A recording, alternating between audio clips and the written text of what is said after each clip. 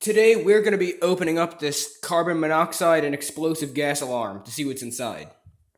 Last night, the alarm started beeping to let me know that it has been running for 7 years and has reached the end of its life, so it is no longer usable. I guess the first thing we should do is take off the battery cover. See if there's anything in there.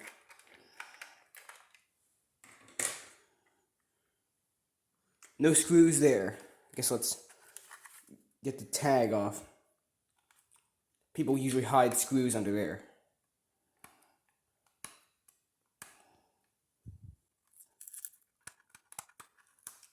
Looks like this is going to take a while. There's one screw under the tag. Wonder if that's going to get us anywhere.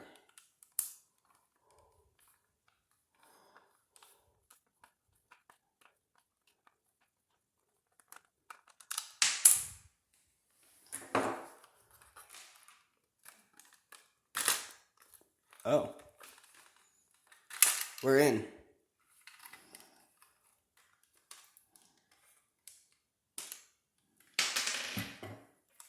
That is a giant buzzer. Circuit board just comes right out. Easy. This is the back of the board. Top. These are the components I was able to remove. There's this little display,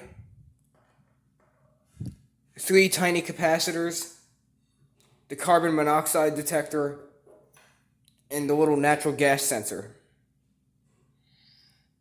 I think the display is kind of unusual because the numbers are red and the bottom's red.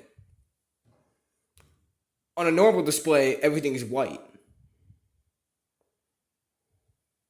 Pins on this display are also super long, way longer than normal.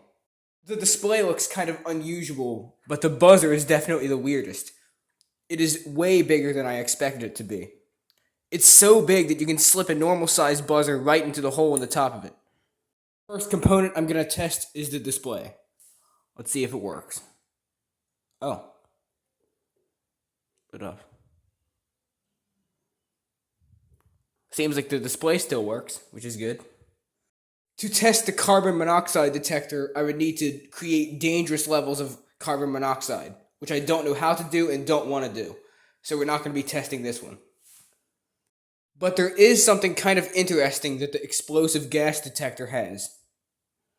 Explosive gas detectors actually have a tiny heating element inside. So when I'm sending 5 volts through it, it actually gets a little bit hot. It's not like burning hot, but it is definitely noticeably warmer. These sensors have a little tiny semiconductor chip inside, and in order to function, it has to be heated to a temperature of 400 degrees Celsius. The little heater is tiny and does not pull much current. At 5 volts, it's only pulling 0.05 amps, or 50 milliamps. I was able to get the buzzer to work, but at 5 volts, it was not very loud.